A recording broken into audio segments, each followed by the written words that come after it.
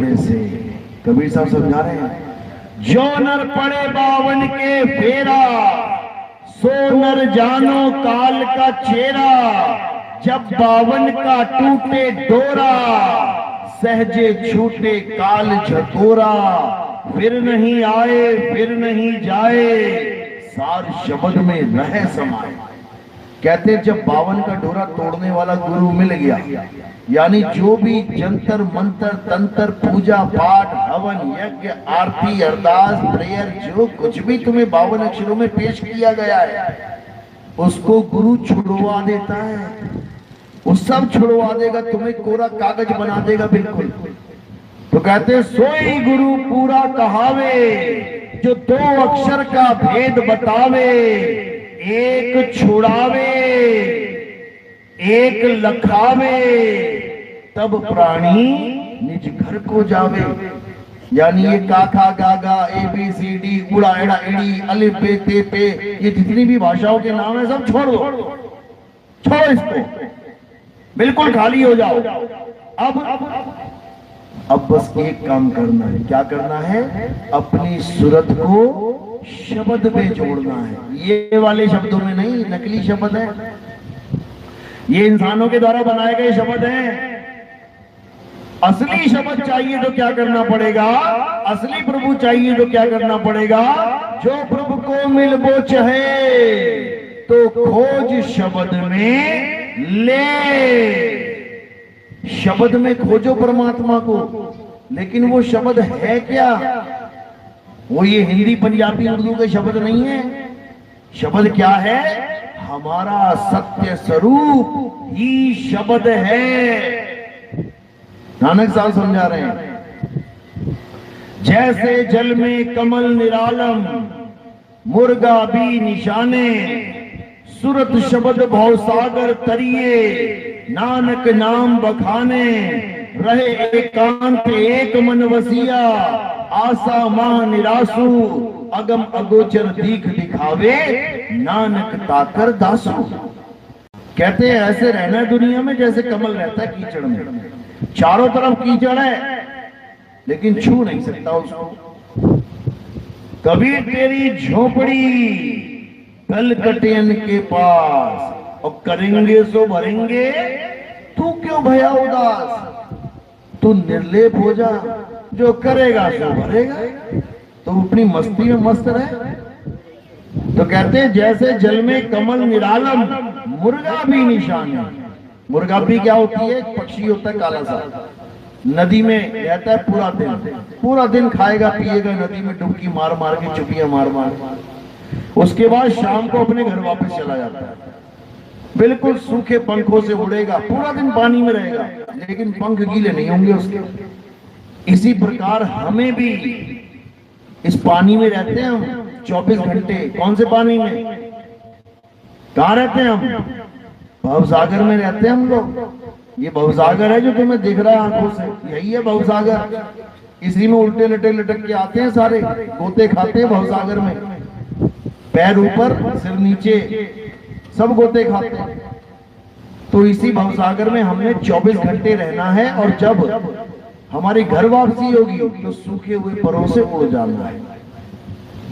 ये तब होगा जब हमारे जीवन में कोई वेदी गुरु आएगा, वो हमें समझाएगा कि कैसे क्या करना है। तो कह रहे रहे एकांत एक मन वसिया। एकांत में रहना सीख जाओगे और एक को मन में बसाना सीख जाओगे, फिर बार बार जगह जगह माथे नहीं झुकेंगे तुम्हारे। एक वो एक क्या है? वो सत्य है, सत्य। उसी सत्य को श्री अकाल पुरुष कहते हैं, इसीलिए कहते हैं सत्य श्री अकाल। सत्य कौन है? श्री अकाल पुरुष ही सत्य है। फिर वो अकाल पुरुष, अकाल पुरुष का मतलब क्या होता है? जिसको काल नहीं खा सकता, जिसको काल यानी मृत्यु नहीं मार सकती। कौन है वो? वो आत्मदेव है। आत्मदेव को मृत्यु नहीं मार सकती। आत्मा अजन्मा है, नित्य है, अमर है, अजर है, अविनाशी है। आत्मा को कोई नहीं मार सकता। इसी आत्मा के अलग अलग नाम रख दिए इस इंसान ने। उसने इसका नाम राम रख दिया। राम यानी जो मेरे अंदर रमा हुआ है, उसे रमता राम कहते हैं। कस्तूरी कुंडल बसे मृग ढूंढे वन माही, ऐसे रमता राम है ये दुनिया जाने नहीं। वो रमता राम कहाँ रमा हुआ है? वो हम सब में रमा हुआ है।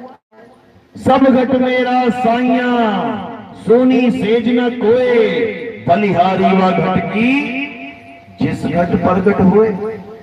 कहते बलिहार जाते हैं जहां प्रगट हो जाए, है सब में लेकिन प्रगट नहीं है सब में। एक भी ऐसा नहीं जिसके पास आत्मा ना हो। हाथ खड़ा करो जरा जिसके पास आत्मा नहीं है। सबके पास आत्मा। हाथ भी ना खड़ा कर पाओगे आत्मा ना हो तो। बोल नहीं पाओगे, चल नहीं पाओगे, खा नहीं पाओगे, पी नहीं पाओगे, ना बोल पाओगे जय श्री राम, ना बोल पाओगे अल्लाहू अकबर, ना बोल पाओगे सत श्री अकाल, ना बोल पाओगे हालेलुया, कुछ नहीं। किसकी वजह से बोल रहे हो? आत्मा की वजह से। और उसी को नहीं जानते। जिसकी वजह से सारे काम सिद्ध हो रहे हैं उसी को नहीं जानते। उसके अलावा सबको भगवान मान लिया तुमने। को भगवान मान लिया, लोहे को भगवान मान लिया, पीतल को भगवान मान लिया, चांदी को मान लिया, कांसे को मान लिया, धातु को मान लिया, सीमेंट के भगवान पूज लिए, प्लास्टिक के भगवान पूज लिए, क्ले मिट्टी के भगवान बन गए आजकल। सबको भगवान मान लिया। पानी को मान लिया, आग को मान लिया, हवा को मान लिया, आसमान को मान लिया, अरे पीपल को मान लिया, तुलसी को मान लिया, सबको भगवान मान लिया। लेकिन जो सच में भगवान था उसको जान ही ना पाए। कौन है वो? आत्मदेव, देवों के देव, महादेव, आत्मदेव, जिसके बिना किसी की एक उंगली भी नहीं हिल सकती। कहते हैं ना पत्ता नहीं हिल सकता। कहते हैं भगवान की मर्जी के बिना पत्ता नहीं हिल सकता। भगवान की मर्जी के बिना बम फूट रहे हैं यहाँ पे, परमाणु बम दागे जा रहे हैं, यहाँ पे चोरी डकैती बलात्कार हो रहे हैं। वो भगवान की मर्जी है क्या? तो बिना भगवान की मर्जी के कैसे हो रहा है सब कुछ? जिस पत्ते की बात चल रही है वो ये पत्ते नहीं है। पता, पा यानी पांच, ता यानी तत्व। ये जो पांच तत्वों का शरीर है ये बिना उसकी मर्जी के नहीं हिल सकता। वो तुम्हें ताकत दे रहा है तो हिल रहा है, और उसने अपनी ताकत वापस खींच ली तो तुम यहीं औंधे मुंह गिर पड़ोगे। तुम्हारी उंगली तक नहीं हिलेगी, यहीं खेल खत्म हो जाएगा। जो तुम सोचते हो मैं डीसी में ये मैं वो, वहां लाश बन के पड़े रहोगे, कोई ना उठाने वाले। तो साहिब यही समझा रहे हैं कि इससे पहले कि तुम्हारी दुर्गति हो जाए तुम उस आत्मदेव को जान लो। बस हमारे जीवन का एक ही लक्ष्य है। ये मंदिर मस्जिद गुरुद्वारे लक्ष्य नहीं है, ये तो उसकी यादगार है। जितने मर्जी बना लो। तुम्हारी शादी होने वाली है किसी लड़के से, तुमने उसकी खूब पेंटिंग बना ली, एक बनाई, दूसरी बनाई, तीसरी बनाई, चौक पे लगा दी, हर दीवार पे लगा दी, हर जगह लगा दी। उससे क्या हो जाएगा? उससे कुछ होगा क्या? जब तक वो तुम्हें मिला नहीं, तुम्हारी शादी नहीं हुई, लगाते रहो उससे।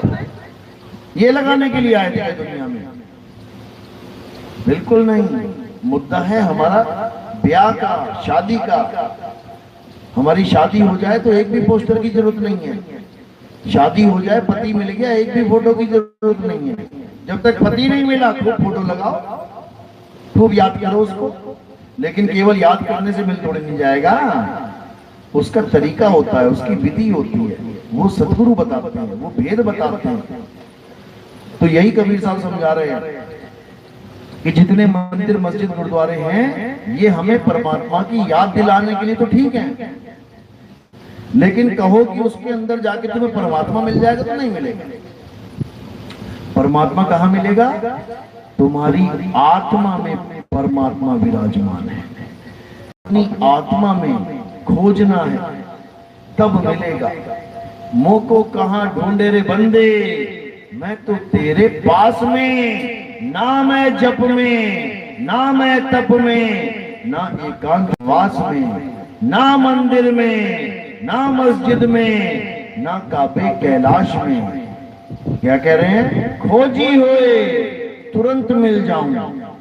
अगर खोजी हो जाओ यानी अटल प्रतिज्ञा कर लो कि मैंने इस जन्म में खोजना ही खोजना है मालिक, नाम नहीं जपना।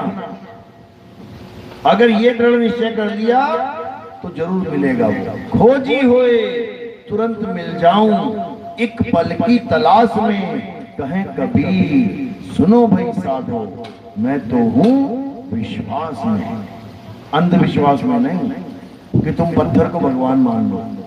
पत्थर ना तो कभी भगवान था, ना है, ना होगा। कारण क्या है? क्योंकि ना तो राम जी कभी पत्थर के थे, ना श्याम जी कभी पत्थर के थे, ना हनुमान जी पत्थर के थे, ना शनिदेव पत्थर के थे, ना दुर्गा माता पत्थर की थी, ना भोले शंकर पत्थर के थे, ना पार्वती ना गणेश पत्थर के थे। तो पत्थर का क्यों कैसे बन गया भगवान? पत्थर का किसने बना दिया?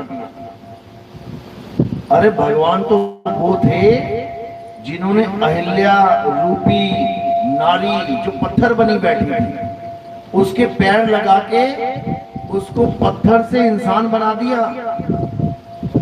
पत्थर से इंसान बनाने वाले को भगवान कहते हैं और भगवान को ही पत्थर बनाने वाले को इंसान कहते हैं। इंसान ने भगवान को ही पत्थर बना डाला। समझो कितना पावरफुल है इंसान। और केवल पत्थर ही नहीं, उसने पीतल का भी बना दिया, उसने कांसे का भी बना दिया, उसने जस्ते का भी बना दिया, उसने प्लास्टिक का भी बना दिया। कितने भगवान बना दिए इसने। तो ये सब अज्ञान है। भगवान क्या है गीता पढ़ो समझ में आएगा। हे अर्जुन, तू और मैं ये नाशवान शरीर नहीं है। वो तो मना कर रहे हैं कि हम शरीर भी नहीं है और लोग उनको पत्थर बना के बैठे हैं।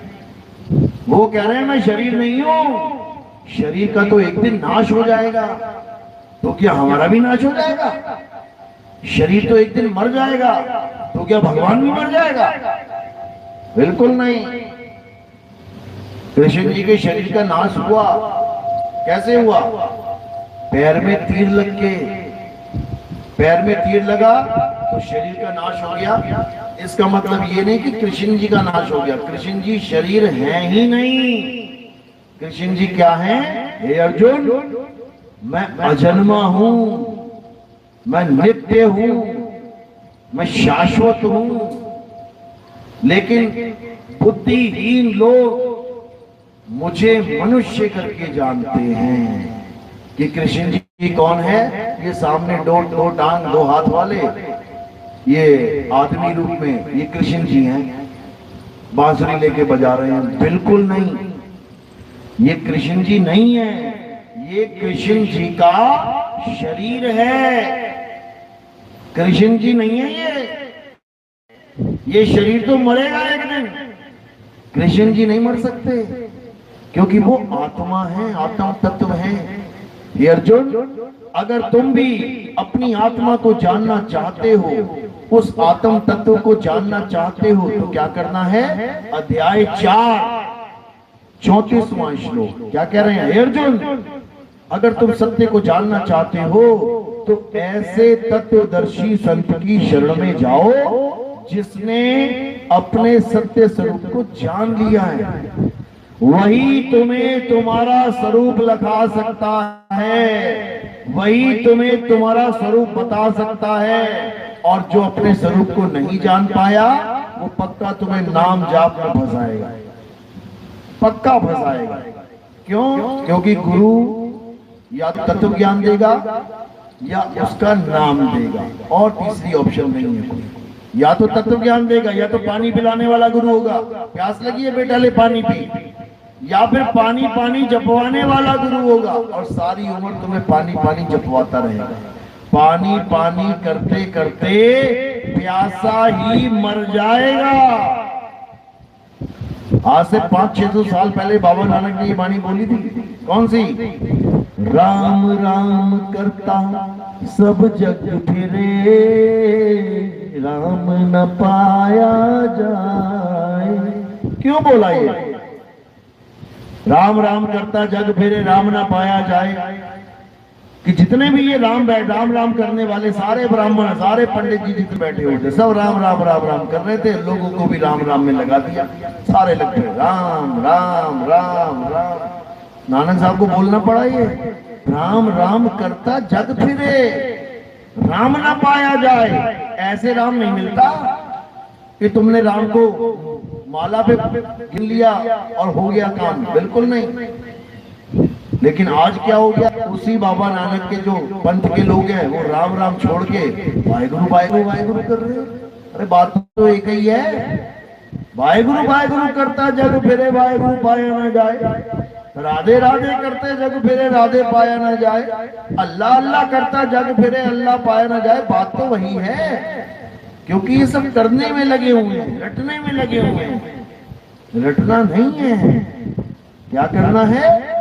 सुरत शब्द भव सागर तरिए नानक नाम बखाने। सुरत और शब्द, इन दोनों का भेद प्राप्त करना है। क्या होती है सुरत और क्या होता है शब्द, इन दोनों का भेद पता लग गया, अब 101% मुक्ति हो जाएगी तुम्हारी। क्यों? क्योंकि इस काया में सुरत ही है जो इस काया को जीवित रखती है।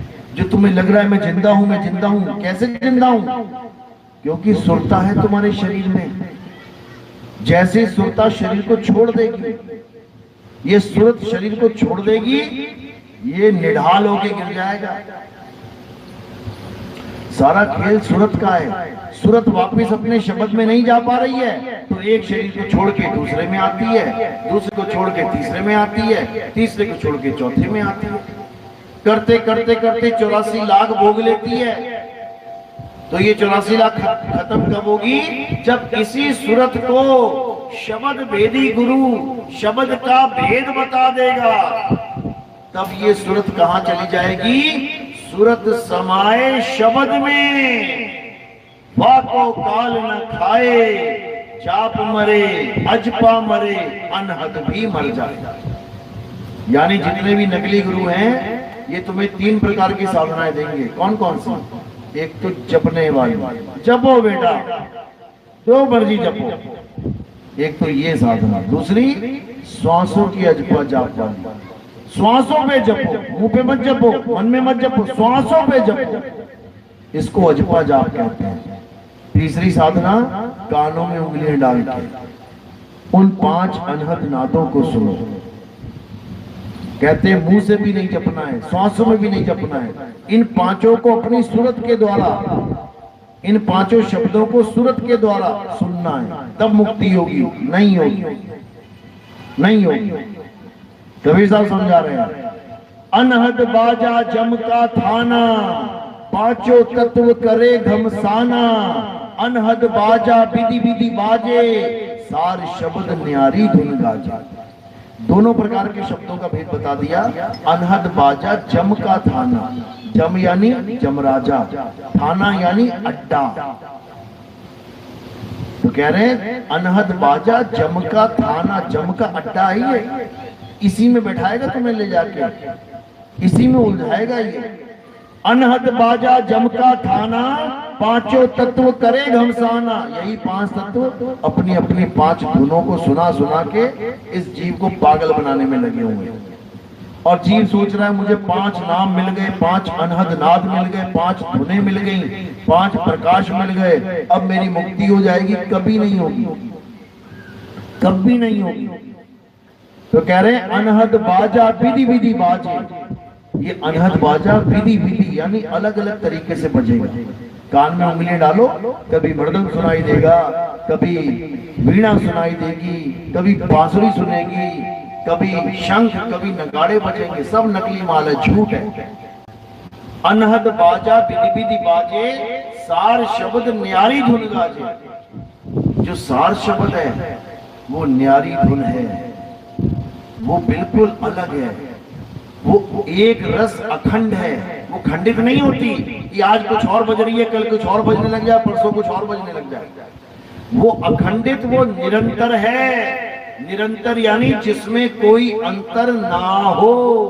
शब्द निरंतर से मन लागा, मलिन वासना त्यागी, उठत बैठत कबहू न छूटे, ऐसी ताड़ी लागी। उस शब्द निरंतर से जुड़ना है जो सदा सदा के लिए अजर अमर अविनाशी अखंड है। जैसे ही तुम उससे जुड़ते हो तो वो क्या करता है, अरे कीट न जाने भृंग को गुरु कर ले आप समान, वो तुम्हें अपने समान कर देगा। यानी वो अजर अमर अविनाशी है, तुम इस नाशवान शरीर में फंसे हो, वो तुम्हें खींच के अपने में समा लेगा। सूरत समाए शब्द में, वाको काल न खाए। उसके बाद ये जन्म मरण का चक्कर खत्म और तुम सदा सदा के लिए मुक्त हो जाओगे। कोई माई का लाल तुम्हें किसी गर्भ जून में नहीं डाल सकता, मतलब ही नहीं है।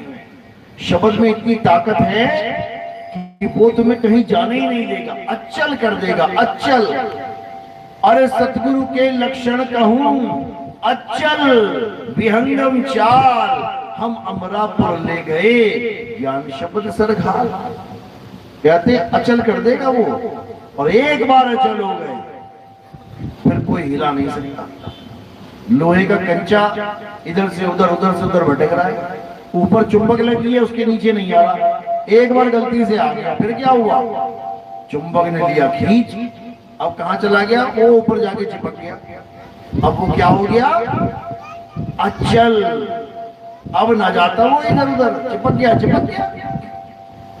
इसी प्रकार ये जीवात्मा 84 लाख में चल रही है, वो परमात्मा अचल है, वो जीवात्मा को भी अचल कर देता है। जैसे समुद्र नीचे अचल है, पूरा समुद्र एक है, अचल है, लेकिन उसके ऊपर लहरें हजारों हैं, लाखों हैं, करोड़ों हैं, लहरें चल रही हैं, समुद्र नहीं चल रहा। समुद्र अचल है, लहरें चलायमान है। अब कोई लहर अचल होना चाहती है तो क्या करे, हवा का साथ छोड़ के वहीं से नीचे आ जाए, नीचे अचल में आके मिल जाए, तो वो भी अचल हो जाएगी। और कुछ नहीं करना है। तो क्या करना है, ये पूजा पाठ हवन यज्ञ ठीक है, अच्छी बात है, आज तक किया अच्छी बात है, बुराई इसमें भी नहीं है। ये मंदिर मस्जिद गुरुद्वारे चर्च अच्छी बात है, जैसा धर्म में आपका जीवन आया है, जन्म मिला है, माता पिता के संस्कार मिले हैं, अच्छी बात है, बुरा इसमें भी कुछ नहीं है। लेकिन तब तक अच्छी बात है जब तक तुम्हें आत्मज्ञानी गुरु ना मिल जाए, तब तक खूब पूजा करो, पाठ करो, हवन करो, यज्ञ करो, मंदिर जाओ, मस्जिद जाओ, गुरुद्वारे जाओ, हर जगह जाओ। लेकिन जब तुम्हें आत्मा का पाठ पढ़ाने वाला कोई गुरु मिल गया, अब तुम्हें आगे बढ़ जाना चाहिए, अब तुम्हें आत्म तत्व को जानना चाहिए। ये मंदिर मस्जिद गुरुद्वारे तो इंसानों ने बनाए हैं, ढह जाएंगे एक दिन, लेकिन जो आत्म तत्व है वो किसी इंसान ने नहीं बनाया है, वो स्वयं से है। उसी को सैभंग कहते हैं, सिखों में सैभंग, गुरु प्रसाद कहते हैं ना, एको सतनाम, वो एको है, एक ओंकार नहीं है, वो एको यानी एक बना के पूरा लगा दिया। इक्को कहते, एको सिमरो नानका, एका माई जुगत बियाई। एको यानी एक ही है, वो कौन, सतनाम। सतनाम कौन है, ये परमात्मा ही सतनाम है। एको सतनाम कौन है, वो कर्ता पुरुष है, वो एको सतनाम कर्ता पुरुष। निर्भव, वो किसी से डरता नहीं है। निर्वैर, किसी को मारता नहीं है। अयोनी यानी किसी जून में नहीं आता। लोग कहते हैं हर जून में परमात्मा है, बिल्कुल नहीं है। आदमी के शरीर में परमात्मा है, बिल्कुल नहीं है।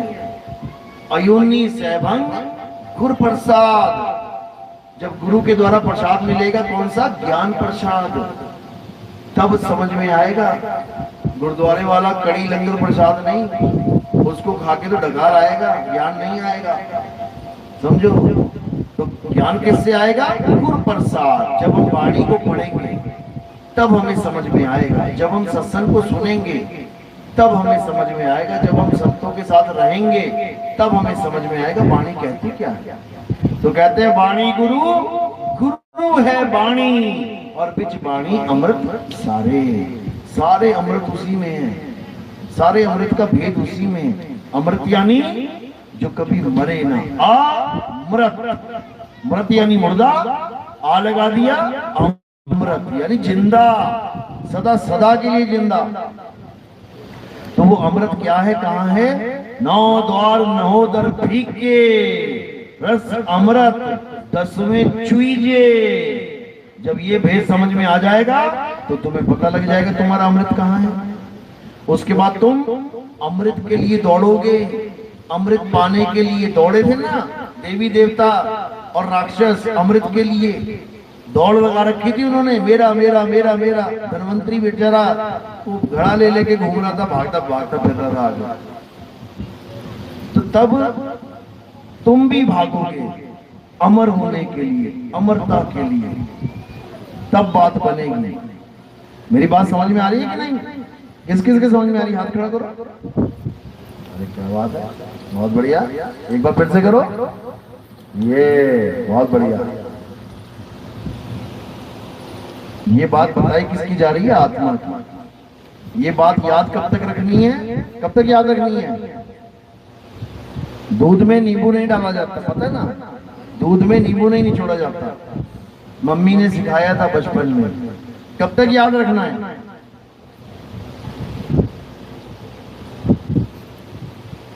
जब तक मम्मी जिंदा है तब तक, या 1 साल 2 साल 5 साल के लिए? सारी उम्र के लिए। ये ज्ञान सारी उम्र के लिए याद रखना है कि दूध में नींबू डलेगा तो दूध फटेगा। इसी प्रकार आत्मा के अलावा किसी और की पूजा करोगी तो 84 में जा पड़ोगी। हमेशा याद रखना, एक ही चीज है पूजने के लिए, आत्मा, इसके अलावा और कुछ नहीं। इतना बड़ा युद्ध रोक के कृष्ण जी ने कौन सा ज्ञान दिया? आत्मा का ज्ञान दिया। हे अर्जुन, आत्मा अजन्मा है, नित्य है, शाश्वत है। आत्मा को शस्त्र काट नहीं सकता, आत्मा को अग्नि जला नहीं सकती, आत्मा को वायु सुखा नहीं सकती, आत्मा को जल भिगो। क्यों बता रहे हैं आत्मा आत्मा आत्मा? क्या करें इस आत्मा का? यही है असली ज्ञान जो हमें नहीं समझाया गया। हमें पत्रों तक सीमित कर दिया गया, हमें मंदिरों तक सीमित कर दिया गया, हमें पूजा पाठ तक सीमित कर दिया, हमें आत्मा के बारे में नहीं समझाया गया। लेकिन अब ये जो समय आया है, ये कलयुग में सतयुग का समय है। कलयुग में सतयुग आएगा, जरूर आएगा। और कैसे आता है? जब कलयुग में सत्य की बात चलती है। सत्य यानी आत्मा, आत्मा ही सत्य है। जब कलयुग में आत्मा की बात चलती है तो सतयुग आता है, और ये सतयुग आने वाला है। बच्चा बच्चा इस आत्मा को जानने वाला है। चलो, तो आज का सत्संग यही समाप्त करते हैं। अब आरती का समय है। हमारे यहाँ आरती किसकी होती है? हमारे यहाँ आरती किसी भी कागज की, फोटो की, कैलेंडर की, फ्लैक्स की, मूर्ति की, पत्थर की नहीं होती। हमारे यहाँ आरती किसकी होती है? आत्मा की। आत्मा की आरती होगी। आत्मा कहां से बुला के लानी पड़ेगी आरती के लिए? कहां से लाएंगे? मेरे पास आत्मा है कि नहीं है? Thank you. मेरे पास जो आत्मा है वो आत्मा ही ज्ञान दे रही है शरीर के माध्यम से। वो आत्मा ही गुरु है, शरीर गुरु नहीं है। शरीर का तो नाश हो जाएगा एक दिन। गुरु अविनाशी है, गुरु अजर अमर अविनाशी है, गुरु आत्मा है। संत हमारी आत्मा, हम संतन के जीव, और संतन हम में रम रहे, जीव माखन में घी। तो हमारे यहाँ आत्मा, आत्मदेव की आरती होती है। मैं